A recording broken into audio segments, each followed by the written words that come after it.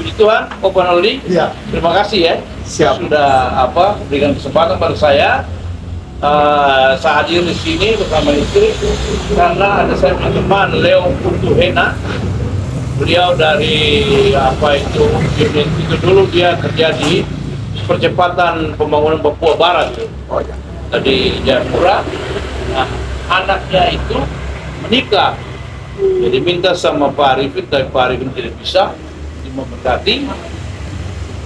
Lalu karena pergi ke Amerika ya, tanggal 13 kemarin sampai nanti Desember. Saya bilang sama dia, kalau begitu ada teman-teman pendeta lain di sana, bisa Bung undang untuk memberkati Bung punya anak.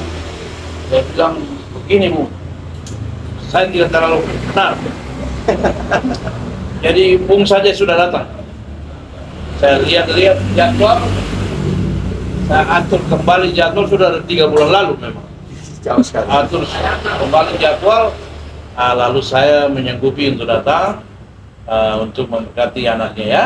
Jadi saya hadir dari hari Jumat, kemudian hari Sabtu kemarin kita gelar misi, dan pagi kita adakan pemberkatan di Tirta Uluwatu sana. Lalu kemudian sore ini Tuhan justru kasih kesempatan untuk saya hadir di sini ya. Jadi saya mau katakan begini bahwa peluang itu selalu Tuhan ciptakan. Amin. Amin. Amin. Tuhan selalu menciptakan peluang. Orang-orang yang berhasil adalah orang-orang yang mampu melihat peluang dan memanfaatkan. Bukan saja melihat, tapi harus memanfaatkan peluang. Contoh di mana Pak Pendeta? Yang pertama, Yairus anaknya itu sakit dan hampir mati kan, begitu.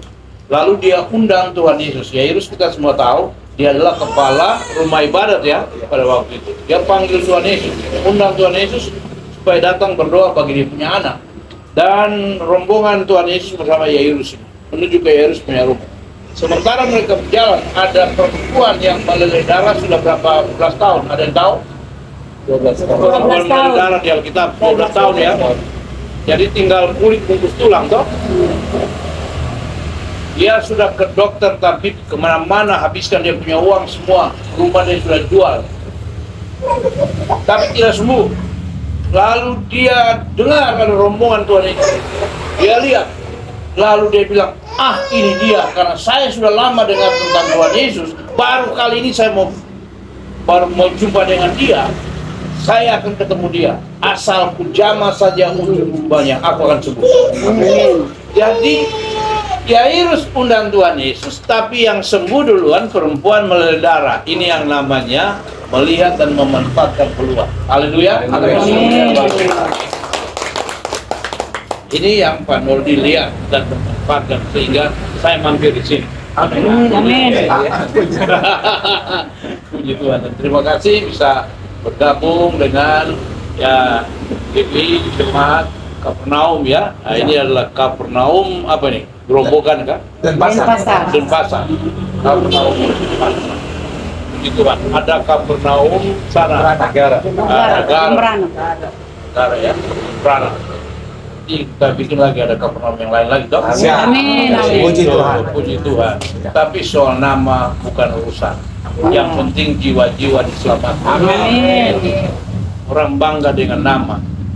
Saya mau kasih tahu, kita harus bangga karena kita punya nama Yesus. Amin. Itu yang penting ya.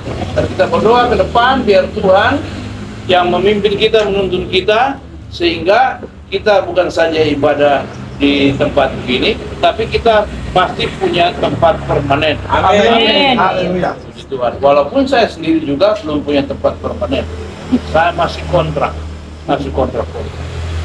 Sejak saya memulai merintis sampai hari ini, saya belum punya gedung permanen untuk beribadah. Karena bagi saya gedung bukan soal. Amin. Bagi saya gedung bukan soal. Karena gedung semua kita akan tinggalkan. Amin. Tapi yang penting bagi saya adalah ada tempat di mana kita bisa berkumpul, lalu kita mulai membangun kehidupan rohani kita. Ini sebab nanti di kekekalan hanya ada 2 tempat. Begitu kan? Hanya ada 2 tempat. Yang tempat pertama dia bernama neraka, tempat yang kedua dia bernama rumah Bapa di surga. Haleluya. Dan di rumah Bapa pasti ada jaminan. Amin. Ada tempat tidur, ada makanan, Amin. dan kita bisa senang-senang di sana. Amin, amin. Jadi kita tidak boleh terlalu mengejar materi. Hal-hal yang kelihatannya itu menggiurkan, menyenangkan mata, saudara-saudara, menyenangkan daging. Tapi yang kita harus kejar adalah perkara-perkara yang kekal. Amin. Perkara-perkara yang kekal. Semakin seseorang rohani, maka kehidupan duniawi makin jauh. Nah, ini dengarin baik-baik ya. Semakin seseorang itu dia rohani, maka kehidupan duniawi makin jauh. Dia tidak lagi mengejar hal-hal yang ia bersifat menyenangkan hatinya. Tapi yang dia kejar adalah bagaimana menyenangkan Tuhan. Begitu ya. Jadi kehidupan kita sehari-hari itu kita tidak pusing lagi dengan ya apa yang ya makan apa hari ini, makan apa besok, pakai apa hari ini, begitu kan? Bagaimana supaya rumah mewah, rumah hebat, rumah di kalangan mana yang ini, bagaimana supaya orang hormati kita, hargai kita. Kita tidak pusing dengan itu lagi. Orang makin rohani itu dia makin berpikir bagaimana supaya hati Tuhan disenangkan. Amin. Sebab dunia ini hanya sementara. Orang paling hidup Alkitab bilang 70 tahun, kalau dia kuat 80, lebih daripada itu banyak susahnya. Saya sekarang sudah 63, berarti tinggal beberapa tahun lagi toh kalau memenuhi Alkitab 70. Tapi saya sudah bilang sama Tuhan, kasih lewat 80. Amin. Karena banyak urusan kita belum selesai. Haleluya. Panoli hari ini 59 ya. Iya. Puji Tuhan, masih panjang ini untuk berjuang. Amin. Haleluya. Kita akan berjuang supaya jadi. Nah, Amin. itu ya. Mari ikuti kata-kata saya. Kita akan berjuang. Supaya jadi. Supaya jadi. Ini barang. Ini Gitu. Jadi kita tidak boleh gampang putus asa, gampang menyerah, tapi kita harus tetap percaya kepada Tuhan ya. Amin. Karena itu di sini di dalam Amsal pasal 3 ayatnya yang ke-18 itu dikatakan begini. Amsal 23 ayat 18 ya.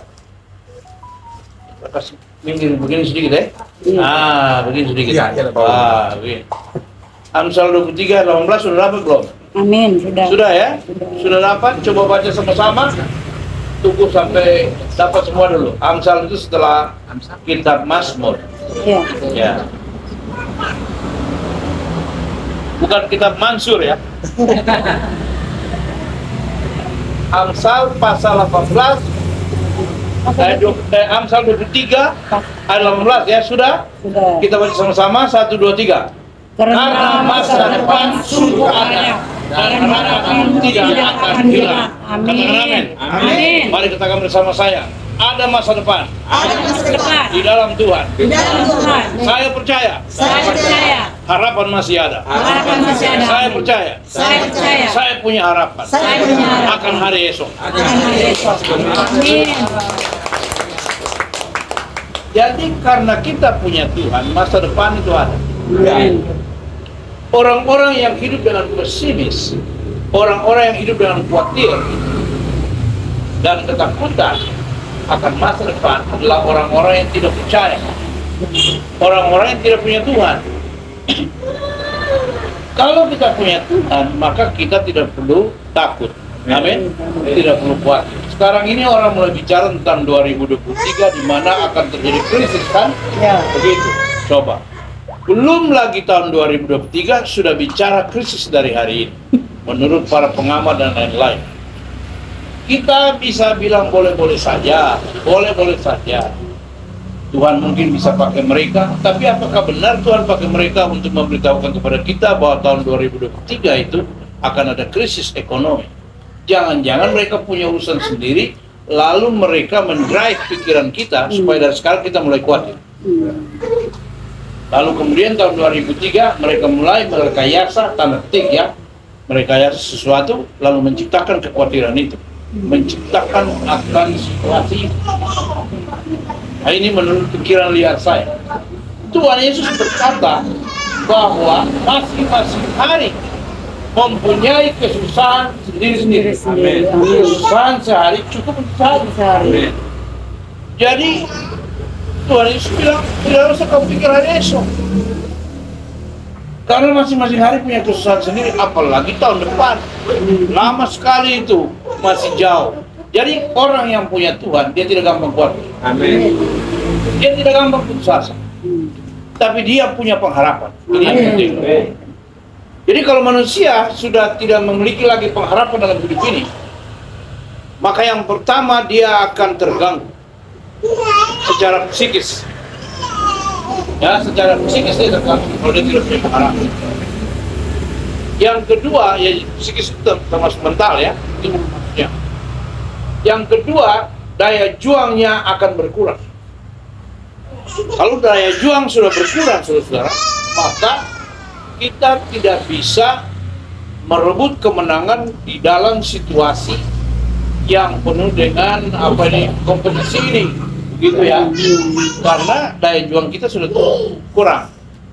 Yang ketiga, kalau orang tidak punya pengharapan lagi, maka orang itu gampang menjadi orang yang stres dan akhirnya mudah diserang oleh penyakit. Padahal kita berkata, hati yang gembira adalah obat yang manjur, toh? Begitu. Tapi semangat yang patah kering dari dalam. Karena itu Filipi pasalnya yang keempat ayat 6 berkata, janganlah hendaknya kamu khawatir tentang apapun juga, tapi nyatakanlah segala hal keinginanmu kepada Allah dalam doa dan permohonan dengan ucapan syukur. Jadi kita tidak berkhawatir, kita tidak bertakut, karena masa depan tetap ada. Amin. Dan masa depan saya dan saudara ada dalam tangan Tuhan. Amin. Masa depan kita tidak tergantung kepada siapa yang menjadi bupati dari kota ini. Amin. Ada bupati kan? Dan pasar ini bupati atau? Kodia. Wali kota. Wali kota. Masa depan kita tidak tergantung kepada siapa yang menjadi gubernur Bali. Masa depan saya dan saudara tidak tergantung kepada siapa yang menjadi Presiden Republik Indonesia. Masa depan kita bergantung langsung ke surga. Amin. Di sana pusat komando. Di sana yang atur dunia ini. Mari katakan bersama saya. Masa depan saya. Masa depan saya Diatur oleh Tuhan. diatur oleh Tuhan. Karena itu. Saya tidak perlu takut. Saya tidak Saya tidak perlu khawatir. Saya tidak perlu khawatir. Saya harus tetap percaya. Saya tetap percaya Masa depan saya. bahwa masa depan saya Penuh pengharapan. penuh harapan. Amin. Nah, dalam Yeremia 4 pasal 29 ayat 11, kalau saudara hafal ayat itu, ada orang yang hafal ayat itu kan? Yeremia 29 ayat 11. Kalau ada yang hafal, dia bisa bicara, dia bisa langsung ngomong. Tapi tidak ada yang hafal, maka saya memberikan PR kepada saudara semua untuk hafal ayat itu ya. Yeremia 29 ayat 11. Hafal itu.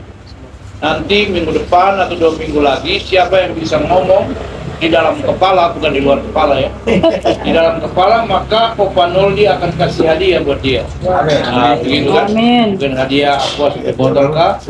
Atau Coca-Cola 1, kan namanya juga hadiah toh. Yeremia 29 ayat 11. Sudah dapat?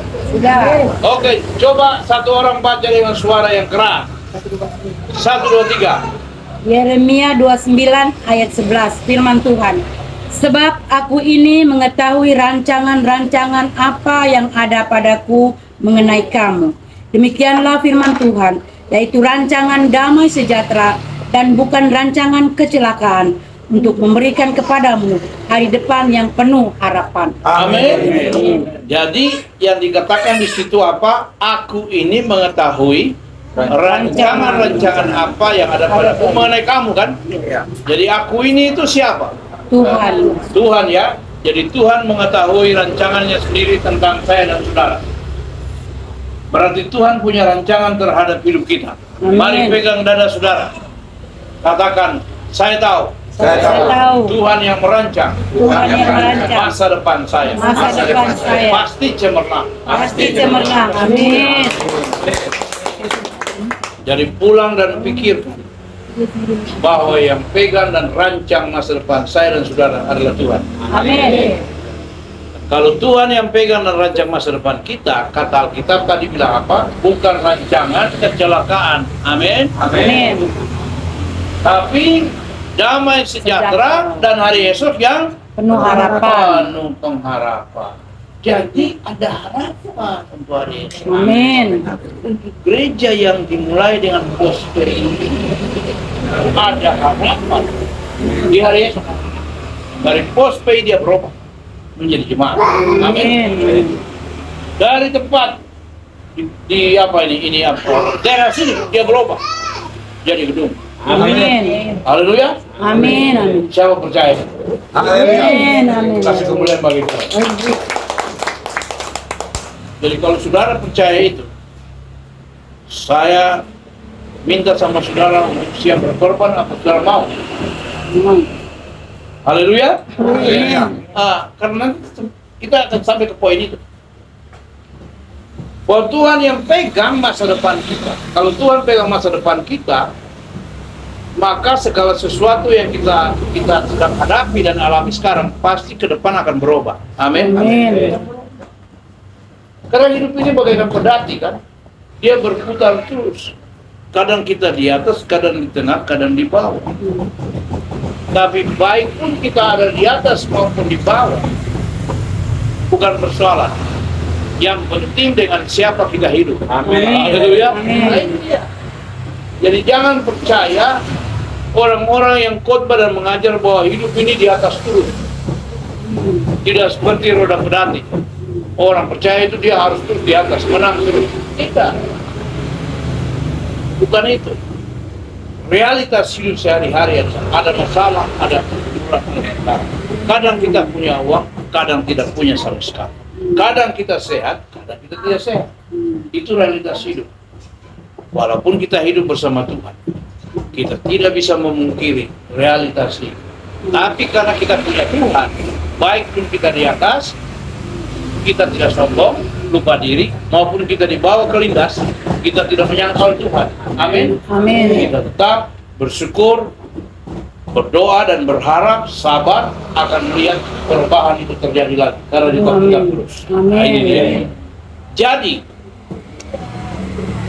konteks dari bacaan kita tadi itu Yeremia 29 itu adalah berbicara tentang surat yang disuruh Tuhan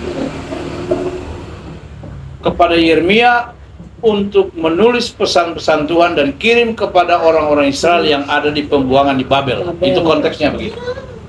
Jadi orang Israel ini suatu waktu mereka ditawan ke Babel. Kenapa mereka ditawan? Karena orang Israel kepala batu. Orang di Indonesia Timur itu kepala angin. Keras kepala orang Israel. Alkitab sendiri bilang toh, keras kepala. Kadang-kadang ikut Tuhan setia, kadang-kadang lupa Tuhan. Jadi Tuhan jorokin sekalian supaya kau tahu diri dan tahu rasa. Nah, saya izinkan orang Babel datang ambil kamu. Jadi mereka ditawan. Nah, kehidupan Israel ini mencerminkan kehidupan kita, rohani kita. Kalau kita main-main sama Tuhan, kadang setia, kadang tidak, kadang benar, kadang tidak, maka Tuhan bisa mengizinkan segala masalah kita alami. Betul ya? Tujuannya bukan karena Tuhan membenci kita, tapi Tuhan membentuk karakter kita supaya kita bisa bertobat dan jadi baik lagi. Nah, jadi konteksnya itu. Sehingga pada waktu mereka dibuang, muncul nabi-nabi palsu datang dan bernubuat kepada mereka. Dan Tuhan marah karena orang lagi dibuang di pembuangan, kok bukan berikan penghiburan, pengharapan kepada mereka, tapi malah nabi-nabi palsu datang lalu bernubuat palsu ya kepada mereka. Nah, itu yang Tuhan marah. Ingat bahwa Tuhan membuang kita atau Tuhan mengizinkan kita mengalami sesuatu bukan berarti Tuhan membenci kita, bukan. Tapi Tuhan sedang mendesain karakter kita. Amin. Amin. Tuhan sedang mengizinkan kita masuk di dalam sekolahnya Tuhan. Haleluya. Begitu saudara-saudara. Supaya iman kita tidak iman kerdil. Rohani kita bukan rohani yang biasa-biasa, tapi rohani kita menjadi rohani yang kuat. Amin. Iman kita menjadi iman yang kuat. Ibarat sekolah ini dimulai dari TK ya, lalu kemudian dia naik SD, SMP, SMA, lalu university. Begitu, ambil S1, S2, S3, kecuali Stellar tidak boleh. Nah, jadi Tuhan suruh Yeremia tulis surat buat orang yang ada di pembuangan ini. Surat itu isinya salah satu yang tadi kita baca itu. Sebab aku ini mengetahui rancangan-rancangan apa yang ada padaku mengenai kamu. Bukan rancangan kecelakaan, tapi damai sejahtera dan hari esok yang penuh pengharapan. Itu yang Tuhan sampaikan kepada mereka. Amin. Berarti intinya Tuhan yang pegang hari esok. Amin. Tuhan yang atur masa depan. Bukan orang lain, tapi Tuhan. Amin. Dan Tuhan lebih tahu keadaan kita masing-masing, Amin. hati kita masing-masing. Apakah kita sungguh-sungguh atau tidak? Apakah kita ini orang yang lurus atau tidak? Tuhan lebih tahu. Dan Dia merancang masa depan ini. Tergantung bagaimana kita meresponinya. Begitu ya. Amin. Nah, karena itu, kalau Tuhan yang merancang masa depan kita, bagaimana sikap kita dalam kita meresponi akan rancangan Tuhan ini supaya dia jadi kenyataan? Kan begitu kan? Jadi saya sederhanakan. Tuhan yang merancang masa depan saya. Nah, bagaimana supaya rancangan Tuhan ini dia bisa jadi kenyataan? Kan begitu? Bagaimana supaya firman ini digenapi? Bukan saja buat Israel, tapi buat kita semua. Amin? Amin. Yang pertama, supaya rancangan Tuhan ini tergenapi, maka yang pertama, saya dan saudara harus ikut. Saya ulangi, saya dan saudara harus ikut mengerjakan masa depan. Amin. Ikuti saya ya.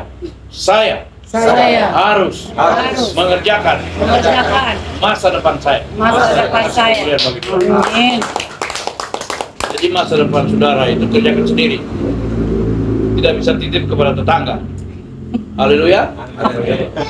Kan kau mau dapat sarjana, kau harus sekolah sendiri. Tidak suruh, tetangga kau perlu sekolah dulu sampai dapat sarjana. Saya tidur saja. Kita harus mengerjakan masa depan. Amin. Amin. Tuhan menyediakan semua fasilitas. Sudah ada. Bahkan kemampuan-kemampuan, potensi-potensi Tuhan berikan kepada kita. Iya. Kita harus mengerjakan. Amin. Tuhan bekerja sama dengan kita. Amin. Haleluya. Amin. Jadi kita tidak boleh pemalas. Orang yang malas tidak akan melihat sukses di masa depan. Amin. Tapi orang yang mengerjakan masa depan, dia bisa melihat perubahan terjadi. Amin. Amin. Jadi jangan menyukai tidur, karena akan jadi miskin, kata Amsal. Betul tak? Iya. Sudah baca Amsal 6 ayat 6 sampai ayat 11? Itu Amsal itu bilang begini, hai pemalas, pergilah belajar kepada Semut. Ah. Ayat itu tidak boleh berlaku bagi saya dan saudara di Kapernaum ini. Karena kita di Kapernaum bukan orang-orang malas. Haleluya. Amin. Mari katakan bersama saya ya.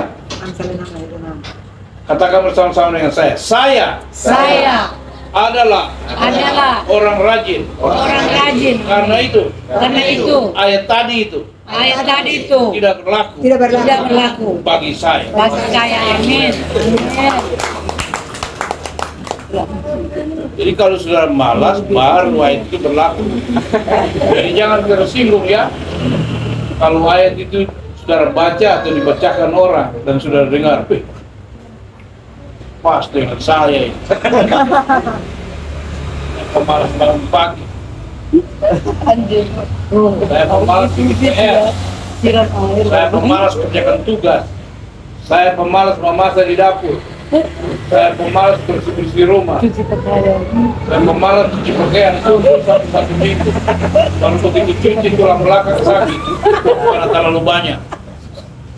Terlalu kumpul masalah. Itu orang pemalas kumpul masalah. Tidak mau menyelesaikan masalah. Kumpul-kumpul, simpan-simpan terus dalam hati. Gondok sendiri. Akhirnya hati sakit, gondok keluar di leher. Banyak orang begitu tuh. Karena banyak hal dia simpan dalam hati. Padahal hati ini bukan buat simpan sampah-sampah itu. Amin. Hati ini buat simpan firman. Ya, amin. Ya. Hati ini harus dibuka bagi Tuhan, biar Tuhan tinggal dalam hati kita. Ya. Bukan sampah-sampah masyarakat itu yang tinggal dalam hati kita. Ingat itu. Mari katakan bersama saya, hati saya Hati saya adalah hati adalah hati yang dibuka bagi Tuhan bagi Tuhan dan firman-Nya. dan firman-Nya. Amin. Kalau di hati seseorang ada firman, ada Tuhan, dia tidak gampang tersinggung. Amin.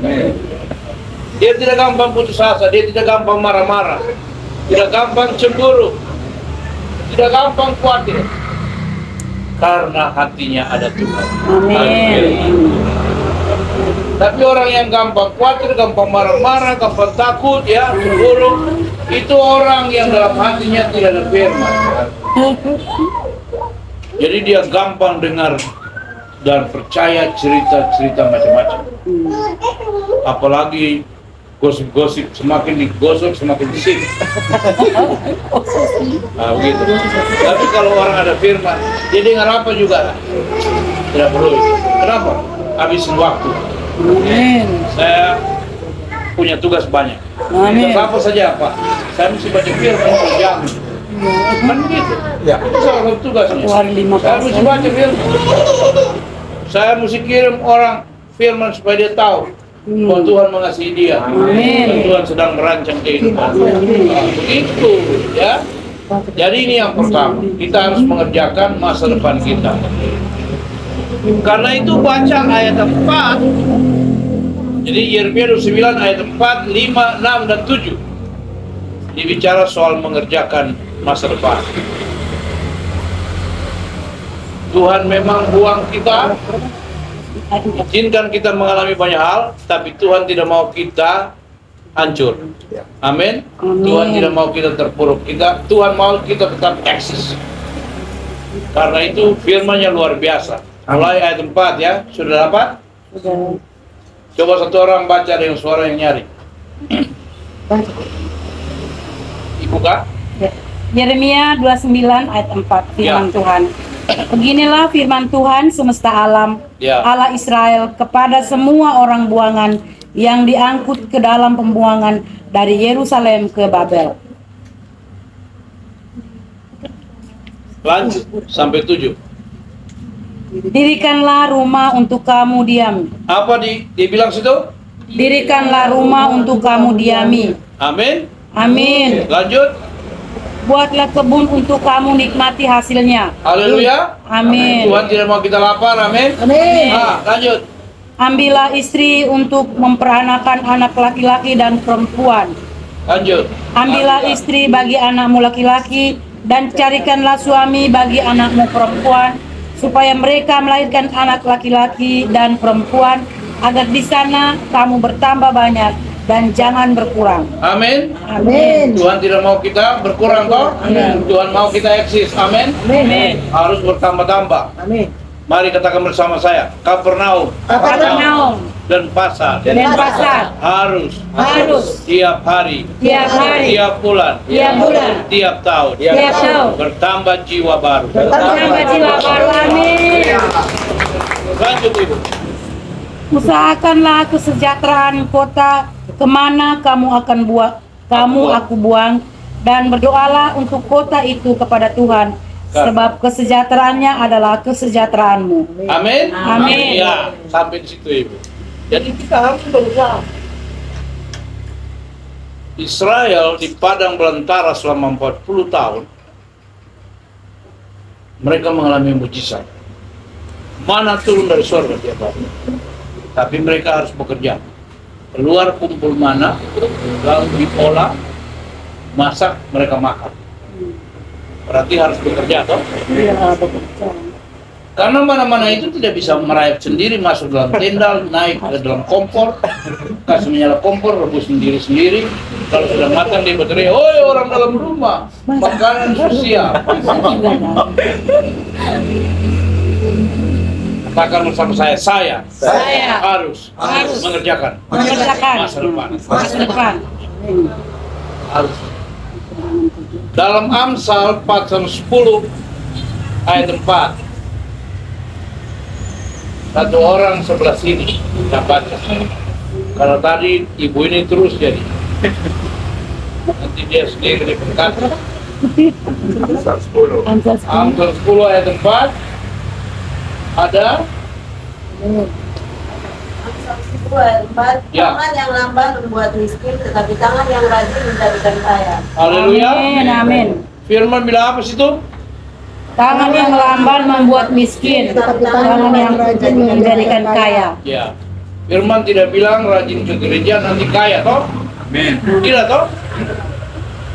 Karena kalau rajin ke gereja kaya, maka kita sebenarnya sudah keliru datang ke gereja.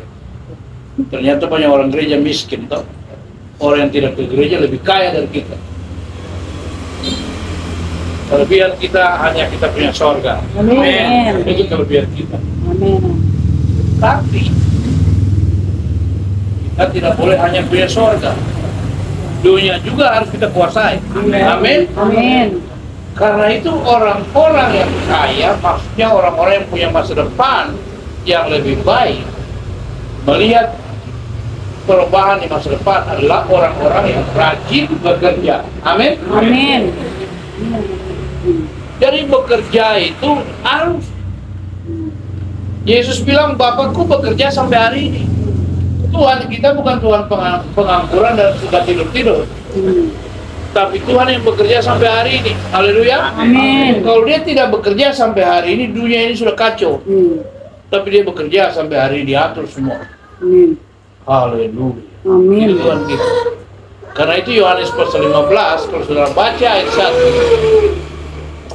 dia bilang begini, akulah pokok anggur yang benar, dan Bapakkulah pengusahanya.